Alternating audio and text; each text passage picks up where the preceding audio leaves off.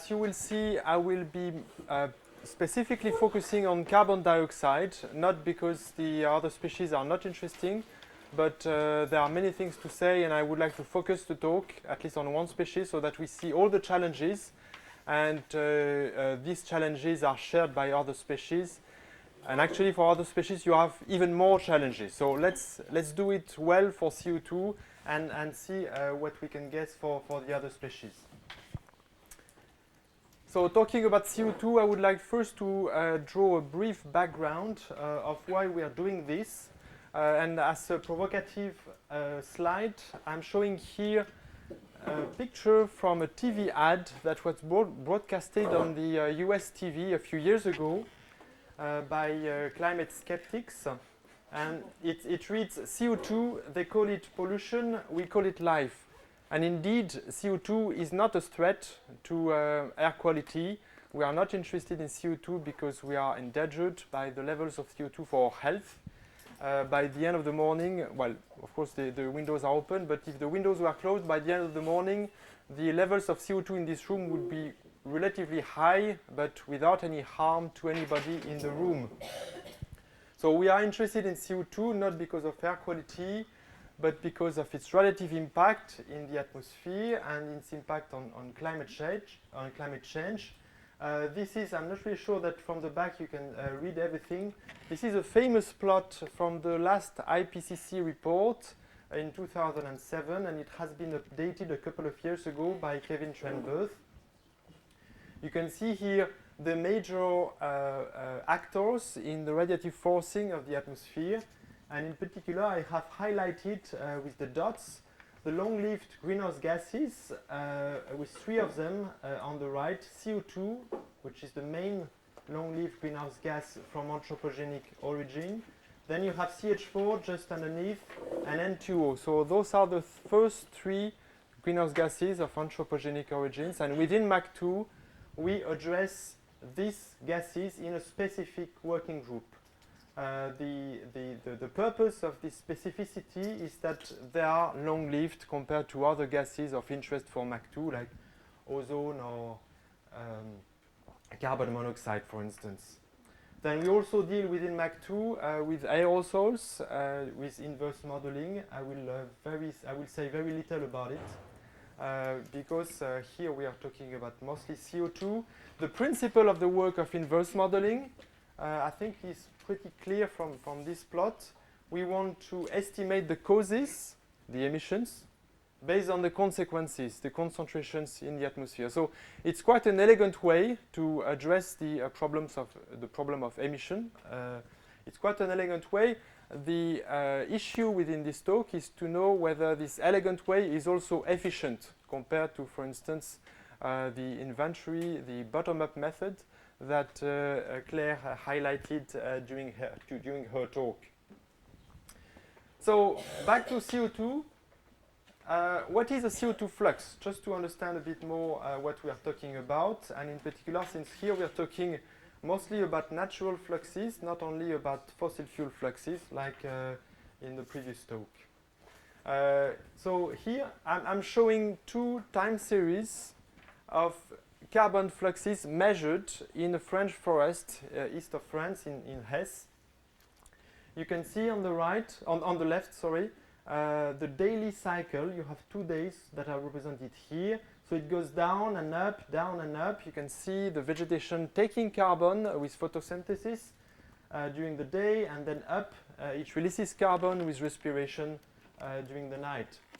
So you have a daily cycle with high frequencies superposed on it, linked to cloudiness, for instance. The cloud comes, then photosynthesis drops, etc. So you have already different frequencies appearing on this graph on the left. And then on the right, you can see the yearly cycle. So it's a full year. So you have the daily cycle plus all the variability from the season. Small variability during the winter time, this is on the left and on the right, and then during the uptake season, spring and summer, you go to very low values, large uptake, but still having the release of carbon during the night, so this gives still large values for the same period superimposed. So you can see that carbon fluxes merge very different frequencies. And to have a broad view to account for carbon fluxes is already complicated because of this mixture of signals. But we have estimates of the global picture, and this is represented here from the 2007 IPCC report. You can see here the main carbon compartments of the Earth system, those that are relevant for humans. You have the atmosphere, you have the soils, the vegetation, terrestrial vegetation, and the ocean. Before the Industrial Revolution, we had the numbers in black with a carbon cycle which was in near equilibrium, which means that there were large fluxes emitted, for instance, by the ocean to the atmosphere. So that amounts to 70.6 gigatons of carbon per year, but it was counterbalanced by a large absorption of 70 gigatons of carbon per year from the atmosphere to the ocean. Same for the vegetation, it was in near equilibrium. The human influence after the Industrial Revolution changed this equilibrium because of this release of, in the 90s, something like 6.4 gigatons of carbon per year. So 6.4, it's not a lot compared to the raw fluxes of some, for instance, 70 gigatons of carbon per year, but it's a lot compared to the net flux, which was nearly zero. So we introduce a lot of carbon in the atmosphere, and the whole system changes. So you have the red arrows that shows the changes to the black arrows. So the ocean becomes a sink of two gigatons or so. The vegetation becomes a sink as well. So a complicated picture. To summarize what happens, that was for year 2010. Those are estimates, and you can see the uncertainties associated to them. We released in 2010 something like 9 gigatons of carbon in the atmosphere, plus 1 due to deforestation, land use change. And we had a discount from Mother Nature. 50% only of what we released in the atmosphere stayed in the atmosphere. 1/4 of it was taken by vegetation over lands, and 1/4 was taken by the ocean. And it's very important to monitor what's happening because first, the system is not in equilibrium since we we accumulate carbon in the atmosphere, but also because the structure of our emissions change over time.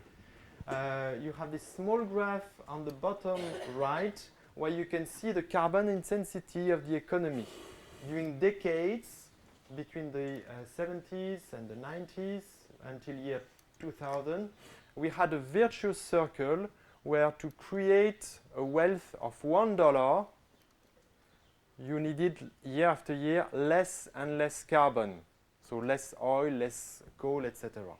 And then this virtuous circle stopped around year 2000, and this is explained by the big graph on the left, where you can see the rising, the very large rise of coal in the emissions. And coal is, with respect to carbon issues, is a very dirty way of producing energy.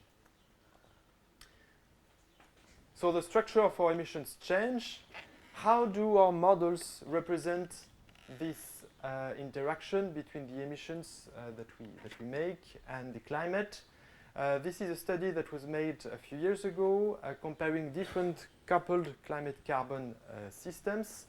And you compare them to atmospheric observations at Barrow in Alaska, Mauna Loa in the Pacific, and South Pole in the South Pole.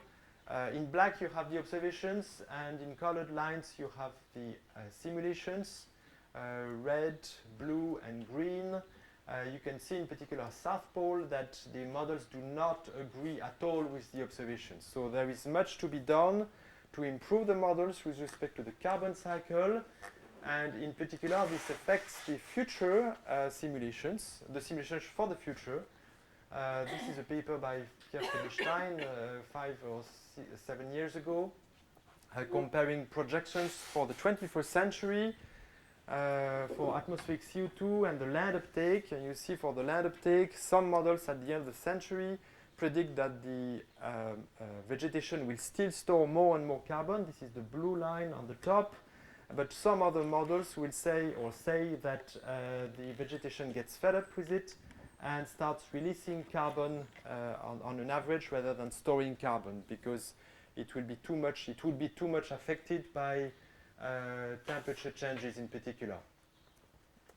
So we want to monitor carbon exchanges at the Earth's surface for benchmarking to develop these models that are currently weak to some aspect. We want to understand the underlying processes. This is also what matters with the model. We want to monitor the carbon fluxes to identify and reduce the sources, and also identify and protect and enhance the sinks of carbon.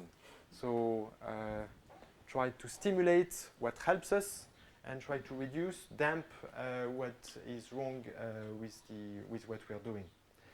And also there are regulations emerging, even though in the current context of the economic crisis, it's not going very straightforwardly. We more and more want to do accounting for protocol and regulation verification. So there are many motivations to do this work. And to address these issues, there are different ways to map carbon fluxes at the Earth's surface. We measure fluxes. Actually, there are real measurements. You can see here the two stamps, the two pictures. You have a tower that measures the fluxes of a forest. This is by the eddy covariance technique. You have the measurement of the CO2 partial pressure over the ocean. So that works definitely, but these measurements have a very small footprint, so that it's very difficult to map the fluxes based on these measurements. You have high resolution information that is not representative of coarse resolution information. You have the models, of course, that you can sometimes constrain with satellite observations of the vegetation activity, but these models, as I showed before, are imperfect. There are ecosystem studies that are specific to some parcels and also have a weak a slow reproducibility. What I mean by this is that you have one study usually made every 5 or 10 years. So we want to have updates faster than this. We have inventories that Claire described, so activity figures times emission factors. There are still uncertainties, as Claire explained. And in this context, where everybody is wrong or not correct or fully satisfying, the modeling, the inverse modeling of CO2 transport has emerged as an elegant way, as I said, to solve the problem. So we infer the surface fluxes from the atmospheric concentration measurements. A couple of years ago, there was a meeting in Utrecht from IPCC, and in the conclusion or the summary of this meeting, it was said that inverse modeling was not something mature yet. So it's very important not to dream too much. We still have a long way to go, and it's also what is motivating. There is a lot of research to be done, and I will explain the challenges during this course. But it's desirable to have a collaboration between inverse modeling and inventories to improve the efficiency of the inventories, gain better understanding of inventory estimates and of natural emissions and removals. So there is a stimulation, an incentive to develop this kind of technique. This is not CO2, it's HCFC22. It's a result that we got a couple of months ago, and what it shows is that for this species, which is an ozone depleting substance monitored by the Kyoto Protocol, we have performed inverse modeling. We had prior information from the inventories in blue, with the trend that was well documented, but no seasonal cycle available. And with the atmospheric measurements in gold, you can see a very large seasonal cycle over the region Eastern Asia that appears. And actually this seasonal cycle makes sense physically because this substance, HCFC22, is linked to refrigerating processes, cooling systems, and it's expected that indeed there is a seasonal cycle in this emission. So you can see how attractive these techniques can be, but to go to quantitative numbers, there is some way to go, and I will explain this. The topic is exciting enough to attract the private sector. This is a web page. I'm not sure that it's still live, but this is a web page that was put online 1.5 years ago by a private company called Picaro, the manufacturers of measurement devices. And during the Davos workshop, high-profile summit, they installed two measurement devices, one in the city called A and one at the top of the mountain called B.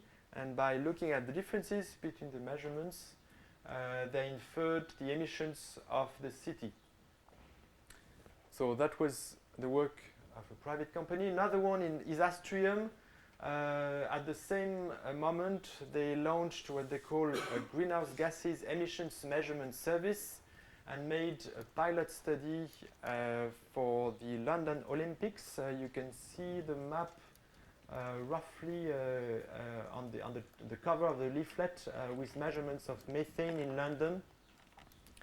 So the private tech sector expects to have something quite interesting for society and with revenues associated. This is actually for Astrium what we did last year. We have a simulation of the atmospheric concentrations over the southern part of England. So what we see here, we have 4 parts in these graphs. Each part contains a map of the southern part of England, and then just underneath a zoom over the London area. So you have the same for all the parts, or all the 4 parts. So top left, you have the emissions. You can clearly see London. Top right, you have the atmospheric concentrations at the surface. And if you compare the two, the left and the right, you can see London, but not so much. You can see that the atmospheric concentrations contain some information about the emissions. Here they are. Depending on the winds, you see or not the London emissions. Then bottom left, you have the concentrations at 70 meters. So it's the same than the top right, but the emission signal is even more blurred. And at 450 meters, bottom right, the signal is even more blurred. So that's something quite challenging to infer the emissions based on the concentrations. Everything starts with measurements of CO2. There are different techniques available. In all cases, we measure the dry air mole fraction of CO2. It's expressed in parts per million. The current concentrations are about 400 parts per million over the globe. There's the background concentrations. And depending on the techniques, you sample the air or not. You sample it with flasks. You do the measurement itself locally or not. You do it continually with continuous analyzers or not. You do it at the surface, in the air, or from space. You do it with active measurements or passive radiometers. Just to give you an idea of the data volume, for surface measurements, we get something like a few thousands of measurements per month. And this is mostly driven by continuous analyzers. The main issue that we have with this data from the surface is the slow delivery, because the backbone of this network currently is the flask measurements, and you lose a lot of time with the flask shipping. So you collect air in bottles, basically, and when you have enough bottles, you send them to a central laboratory. So you lose already a few weeks or a few months And there is a heavy quality assurance, quality control to make sure that we reach the very stringent precisions that are required by the measurement of CO2. So in the end, you can lag by 1 year, 2 years behind real time before you get your quality control measurements. Satellite retrievals, we get a lot per month, but only 10,000. I mean, it's a lot compared to the surface measurements, but we are not currently in the NWP world where you have millions of data per month. I'm talking here about total columns. There are other measurements of CO2 from space, but that are a bit less relevant compared to what I'm saying here. Public networks, you can see here most of the observatories available over the globe. This is on the left. You have high-profile laboratories like NOAA, ESRL, CSRO, etc. You have regional networks like the ICOS network in Europe, which is developing and will be operational next year. So in total, we have something like 100 or 200 sites. And compared to the number of sites that you have for air quality, it's nearly nothing. And this is, but this is the baseline for what we want to do. We now have also the initiatives from the private sector as well with private networks. This is the Earth Networks work with many stations or many sites installed in the US and elsewhere in the world. So again, this looks quite attractive to everybody, but there are challenges that are discussed a bit later in this course. From space, the space agencies are also quite excited about the issue. The story of CO2 from space dates back from the 17th century because numerical result prediction has been used to infer temperature in the vertical of the atmosphere based on CO2 knowledge. So basically you look at CO2 absorption bands, and if you know CO2, you get the temperature. And early in the 90s, a Canadian colleague, Sean Turner, explained, well, we infer temperature based on CO2, but we do not know CO2 so well. CO2 has a seasonal cycle and also a trend. And actually, this affects the quality of our temperature retrievals. So CO2 was seen at that time as a noise in the beautiful NWP measurements. It's only about 10 years later that the first CO2 retrievals were made from the same instrument, TOVS. It was not the total column, just the upper tropospheric column. So that was definitely a breakthrough that stimulated the space agencies in particular. But at the time, there were many discussions about the realism of this product, because you can see the maps that are extracted here from the seminal paper of this product retrievals. These maps showed gradients of CO2 in the upper troposphere that were much larger than what the models were doing. So there were tough discussions between the modelers and the retrieval people. The modelers saying that the retrieval people were not doing their work well, and of course the retrieval people explained to the modelers that their models were so poor. And actually the dispute was sorted out a couple of years later, collaboration between the two worlds by comparing the retrievals and the models with actual measurements from aircraft. And who was the winner? Well, the models.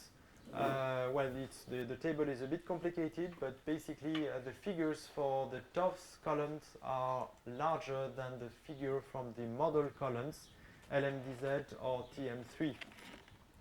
So the models were more reliable than the measurements. And this is because we have a need of very, very stringent accuracy for measurements, for measuring CO2 in the atmosphere. This has been already done at the surface with the surface network, but from space, it's more a learning curve. The current number that we think are needed in terms of accuracy are very, very stringent. You have here in this table, so you have CO2 and CH4, but I'm looking here only at CO2. G is the goal of the space missions, B baseline, T threshold. What is important is the systematic error. We want to have systematic errors that are below a few tenths of a part per million, which represents about 1 per mil of the concentrations, 1 per mil. This is amazingly fine compared to the needs for other species like carbon monoxide or aerosols. But the space agencies have been taking the challenge of going along this road of measuring CO2 from space, and now we have at least one satellite which is dedicated to CO2 that was launched in 2009. It's the GOSAT satellite carrying the TENSO instrument. It has been delivering since useful data since May 2009. At the same time of the launch of GOSAT, NASA tried to launch one that failed, and NASA will launch another one called OCO2 next year, hopefully. The reason for investing so much in the measurement of CO2 from space is that we expect a breakthrough in the accuracy, in the realism of our CO2 surface maps inferred from the measurements based on these spaceborne measurements. This is the uncertainty reduction. Those are theoretical figures. This is the uncertainty reduction that we expect based on one satellite mission for yearly fluxes, monthly fluxes, and 8-day fluxes. You can see that for yearly fluxes, we expect nearly in some areas of the world, South American tropical in particular, we expect nearly a reduction of the uncertainty by a tenfold factor. So that's what the theory, based on the inputs that we have, that's for the theory. But can we believe it? Are some of the underlying hypotheses realistic or not? Well, let's look a bit at the challenges, and in particular the amplitude of the signal that we are trying to catch. Here I'm using aircraft measurements of the HIPPO campaign. HIPPO was has been a slice of the atmosphere from pole to pole over the Pacific. The aircraft going up and down, up and down, up and down. So you have a curtain of CO2 over the Pacific. The curtain is shown on the bottom right. This is the campaign for the October and November 2009 period. You have variations between, the range is about 10 ppm. So we are looking at a signal that varies within 10 ppm, between 384 ppm and 394 ppm, according to the scale, and it doesn't overshoot much. This is a simulation of a free model. So this simulation does not assimilate the measurements on the right. And you can see that the free simulation is already quite skillful. You have a nice, I mean, at first glance, we really look at the same quantity. So there are differences between the two curtains, definitely. The differences are of a few ppm, so it's less than 1% of the concentrations. These uncertainties are caused by the CO2 surface fluxes in the models that are not perfect. It's the dominant signal, and you also have some uncertainty linked to atmospheric transport, the fact that vertical mixing is more or less well done. So you have CO2 surface fluxes, mixing, you get the observations. And you know that atmospheric mixing is not a reversible process in the atmosphere. It's not non-reversible. So if you want to infer the fluxes based on the measurements, you need to use a statistical approach. You cannot do it deterministically. It's not possible. You have the mixing in the atmosphere loses some of the information about the surface fluxes. You need to use statistics, you cannot be sure about what you're going to say, but you can say, well, I think that the most likely map looks like this, and the uncertainty associated looks like that. For this, we use Bayes' theorem, and this relates to Jean-Noël Stokes. I hope that he explained what Bayes' theorem is. Kind of. Well, you have basically the Bayes' theorem allows regularizing the problem because based on just the atmospheric measurements, you have an infinity of surface flux maps that are compatible, that could yield the same measurements. So you regularize the problem with prior information about the surface fluxes. Basically, you guide the solution. You say, I know that there is an infinity of possible solutions, but I know that all of them are not realistic. So I will bound my problem, and I bound it with P of x, which is the prior information. So what we are doing here with Bayes' theorem is a work about statistical modeling. We have all the P's are probability density functions. I mean, those are the same ones that are used for data assimilation. It's the same equation, and we'll find the same cost function at the end. We need to model each probability density function. So the prior, which is P of x, prior fluxes and the uncertainty. Then we have the observations that are contained in P of y given x, so probability of the observations given the fluxes, and the associated uncertainties, and there are a whole bunch of them. The uncertainty of the measurements, of course, but since the measurements are seen by the inversion system, you have the uncertainty in the transport model and the uncertainty in the scales that are addressed by the inverse system. P of y is not of interest because since the probabilities all sum to 1, you can forget about this term. It's just a normalization factor. And in output, you get the inverted fluxes, P of x given y, plus the uncertainty. The formulation is important since with Bayes' theorem we can, we have the flexibility, we have a vector x, a vector y, we can define what we want in x and y, provided we assign the statistics correctly for all the quantities. So we could define, we define here in this context y as given as being the CO2 measurements. X, it could be the 3D fields of CO2, like what we do in numerical result prediction. You want to constrain the water vapor profiles, for instance, based on the water vapor measurements. So this is what is done in numerical result prediction. In this case, transport is a hard constraint within an assimilation window and a soft constraint between assimilation windows, and the surface fluxes are prescribed as a hard constraint. You can define x as being the CO2 surface fluxes, so you go beyond the CO2 3D fields. In this case, transport is a hard constraint, you prescribe it, and surface fluxes are a soft constraint. Then you can complexify things and say, well, I still have an initial state at my in my data assimilation window. So I want to adjust not only the surface fluxes, but also the 3D fields of CO2 at the start of my assimilation window. And even further, you can say, well, I'm not really interested in surface fluxes. I want to adjust the parameters of a flux model.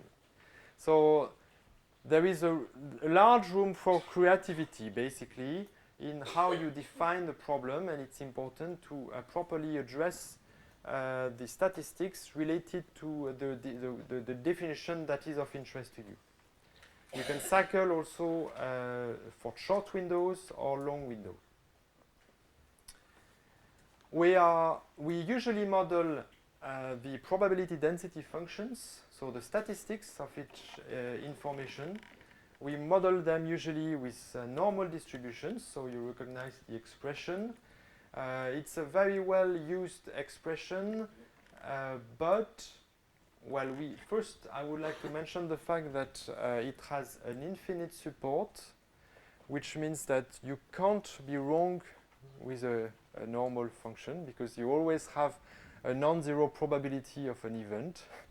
So it's important to have this in mind. And also, this is an example from colleagues. I will not name them. But sometimes I'm a bit surprised to see that even this basic function is not necessarily properly understood.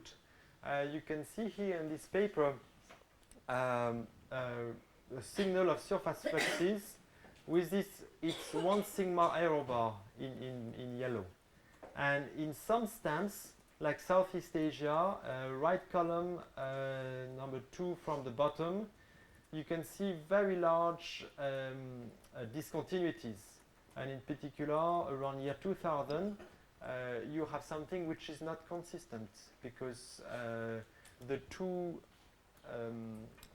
stripes are very far away from each other. Of course, the probability that that both are correct is not null, but it's very, very unlikely that the two are consistent. The reason why we use normal distributions is that it has nice mathematical properties. It yields analytical solutions to many probability problems, and in particular, it gives this beautiful cost function that Jean-Noël gave to you, x minus xb transpose b minus 1, etc. We have the central limit theorem that tells us that the sum of a large number of random variables converges towards a normal distribution, so it's a limit distribution. This theorem is valid as long as the variances of each of the signal is finite. And on this drawing, you can see the convergence towards the normal distribution, starting from various non-normal distribution, and after 2 and 5 iterations, you can see the progressions towards the normal distribution. It's kind of magic to have this convergence, and at least for us, it's very handy. And also another justification, it's the principle of maximum entropy that says that the least committal choice, when we only know the mean and the variance of a distribution, the least committal choice is the normal distribution. So if you only have these quantities, well, you'd better use a normal distribution, and usually you do not have access to the higher moments. But we also know other properties, usually, of the quantities of interest for us, like bounds. We know that the surface fluxes cannot be larger than 10 gigatons of carbon or whatever.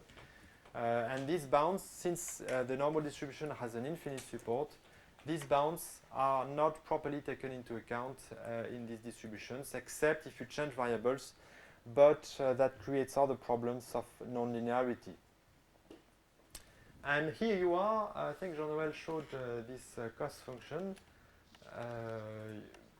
You just work the math with the Gaussian distributions, and you can go easily from the base theorem to the cost function. So you want to minimize this cost function. The definition of the term is given here, but I will not come back to this. Here, H is the transport model. And for non-CO2 greenhouse gases, you need to have possibly nonlinear chemistry. Error structures. Error structures. I mean, I will spend the rest of this this hour on error structures because it's critical. As I said, the work that we are doing for inverse modeling is about statistics. So it's critical to get the statistics correct. You can overshoot your increments. You can be completely wrong. I will show an example tomorrow of a case where the inverted fluxes are of worse quality than the prior fluxes, just because the statistics are wrong, and naively wrong, not just crazy, but naively wrong. So it's important to get the statistics right. And how do you get the statistics? Well, of course, there is expert knowledge. We know things about the carbon fluxes, about the measurements, about the transport errors. We know the orders of magnitude, but we can do better than that. And in particular, look at the statistics with respect to measurements. In particular, we know that the statistics of the innovation vector, so the misfits between the observations and the prior simulation, they follow the statistics of the observation error R plus the projection of the prior errors, the projection in measurement space. So R plus HBH transpose. This is something that comes from the theory, and it's just looking at the consistency between the statistics of the innovation vector and the assigned error statistics of R and B gives a lot of information about what is possible and not. And in particular, we may know some parameters of R and B, but not all of them, like e-folding correlation length, variances. We call these uncertain parameters in the R and B PDFs hyperparameters, and we can estimate them from the maximum likelihood principle. I will not describe the formula here. You can refer to the literature. I'm interested more in giving you a kind of a background, a spirit of what is possible, and the results out of these works. So we look at the hyperparameters that are the most likely given the observations. These methods are very attractive, but they have potentially a large computational cost, which explains why they are not used a lot. And also, it's not deterministic again. We have finite observations. We have an estimate of the uncertainties, which means that there are uncertainties on the uncertainties. And the usage within Bayes' theorem of the uncertainties is not trivial. This is a result, so I've skipped the math here. This is the result that we got looking at the natural land fluxes of CO2. It's the prior fluxes. We use atmospheric measurements made for the North American Carbon Program. It's the Ring 2 experiment. It's in the center of the United States. So it's the area. Well, you have a high resolution map at the bottom right. We have 4 weeks of measurements, and for each week of measurement, we infer the e-folding length of the error of the prior error correlations. We have the negative log likelihood, and in the y-axis, and in the x-axis you have the e-folding length. So for each length you have a cost function basically, and you look at the minimum, which is reported with a red disk. And basically you can see that for each one of the weeks you get something which is small.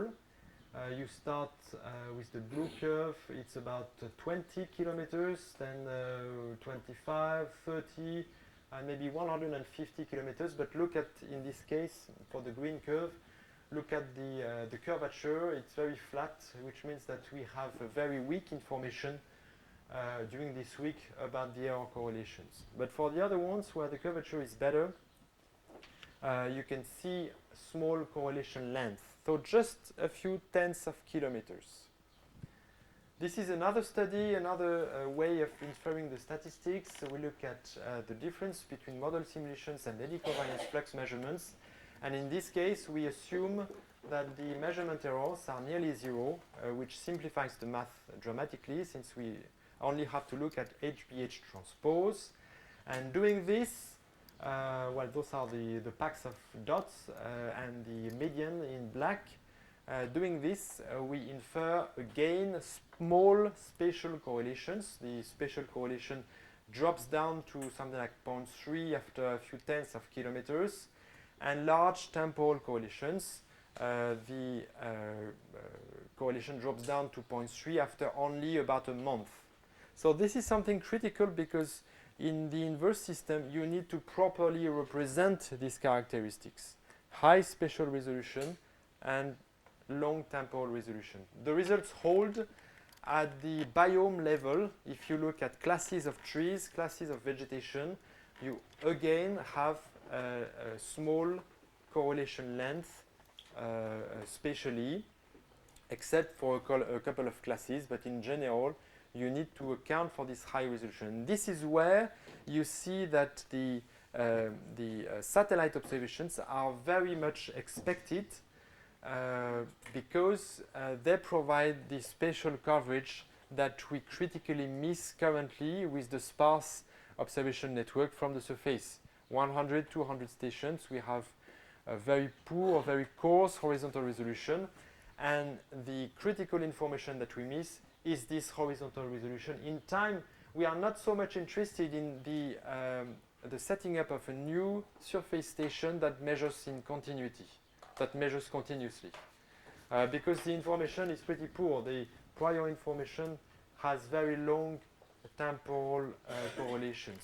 One measurement in time, or in 1 month or 2 months, is basically enough. But we want to have dense measurements.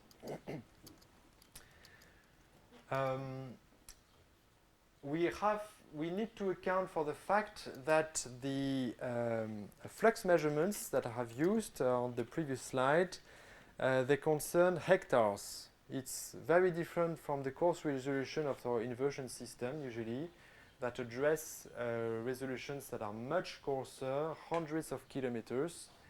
And you need to account for the change in scale, and to do that you can make small models that does the aggregation. I skip the math here. I directly go to the results because I think it's intuitively interesting. By looking at fluxes at coarser and coarser resolution, what the mathematical models trained on this high resolution measurement shows is that you damp the variance. Looking at coarser resolution, the uncertainty of the prior fluxes goes down, down, down, down, down, and the correlation goes larger and larger. So you increase the correlations and decrease the variance by increasing by coarsening the resolution. By coarsening the resolution, you generate larger correlations, but there is a price to this, because if you want to infer fluxes at coarse resolution, forgetting about the high resolution, the price is that you will not be able to fit your measurements, your atmospheric measurements, your concentration measurements, so well, since your model is not able to address high resolution signals. And you pay the price by what is called aggregation errors, which can be properly computed by the expression shown here. It's the difference between the identity and the back and forth projector. Back and forth, it means from the high resolution grid to the coarse resolution grid and back to the high resolution grid. It's the loss of information that you have from the coarsening. Then you project it on the prior errors, it's the B. You sandwich it with the transport model to have something in the observation space, and you get your aggregation error. And actually this aggregation error, this is a study that we made over Europe, going from 50 kilometers to 500 kilometer resolution. You have something which is quite complicated. You have the standard deviation on the left, and you see something very heterogeneous, large values over the Alps, 1.2 ppm for June 2003. January 2003, the values are less important in winter time. So it's both varying spatially and temporally, and the correlation length, which is shown in the right, also has high resolution structures. So the bottom line is that we should run the inversion systems at the highest possible resolution to avoid aggregation error, because it's very difficult to account for it. We know how to compute it, but look at the structure that we get at the end and the trouble that we'll have processing it. So high resolution, which is difficult with long-lived greenhouse gases. I will skip this because I'm running out of time. It's difficult to have high resolution with long-lived gases for inverse modeling, because you need long inversion windows. Long inversion windows, this is illustrated here. On the right, you have the Jacobian, the sensitivity of the measurements with respect to different surface fluxes from different areas in the world in colored. And you have the Jacobians as a function of time, so it's in month. And you're considering here two sites, Mace Head in Ireland and Samoa.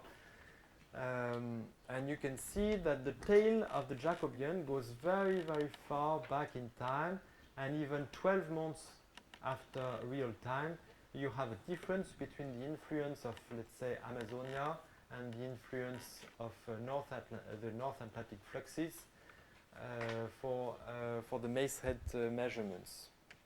So you need to have a very long inversion window to account for these long tails. The challenge here is that to address these long inversion windows, you have to rely on your transport models, and your transport models, they have some skill, but they are not so good. This is the result of an intercomparison that was made a couple of years ago, where the simulations of SF6 were made, and the exchange time between the hemispheres was assessed based on these simulations and based on the observations.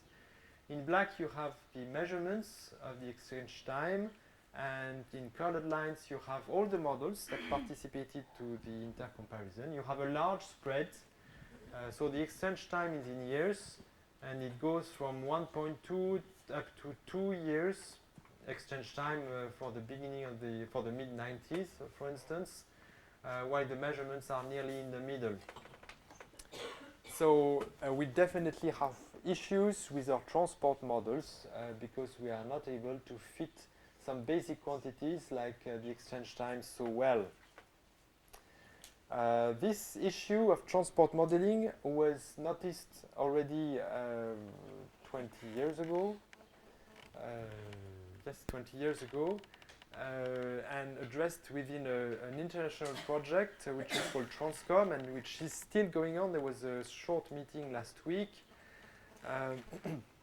Basically, all the labs doing inverse modeling thought that they, instead of fighting against or competing against each other, they should sit together and compare their transport models and assess the impact of transport differences in the inverse modeling results. So that has been a very successful project, and that helped structure a community. The first result was just based on simulations, and people were amazed at the time. I was not part of it. Yeah, it was a long time ago. The just simulations, people were amazed by the spread of the model results, basically. That was the main message. In a phase 2, they compared the spread for simulation of SF6 with measurements, and they were also surprised by the fact that there was no winner amongst the models. Some models were better than other ones for zonal gradients, but not for meridional gradients, and vice versa. No winner, which was a bit disappointing. Of course, you feel relieved because your model has not lost. But obviously, there was no obvious solution to take one model instead of the other ones and win the lot. And forget about transport errors, basically. Phase 3 used a full inversion system, changing the transport model. And the main message here, I will go very briefly in this complicated result, is that the inferred fluxes were very much dependent on the gradient of the atmospheric transport models. This is what is represented by the slopes that you can see on these graphs. The tropics mid-latitude gradient in the fluxes corresponds or is tightly linked to the vertical gradients in the models, which indicates that the measurements are not so much responsible for what we see in the inversion results, but that there are very strong, very important characteristics of the transport models that affect the results. A positive result was still given about the internal variability. This is shown here. It was shown that just changing the transport model in the inversion system, you could get consistent pictures about the reaction of surface fluxes to large climate signals like El Nino in 1998, or the changes of vegetation activity further to the Pinatubo eruption. So internal inversions looked more robust than raw inversions. I skipped this one. And my last slide is a result which is just out in Biogeosciences as a discussion paper.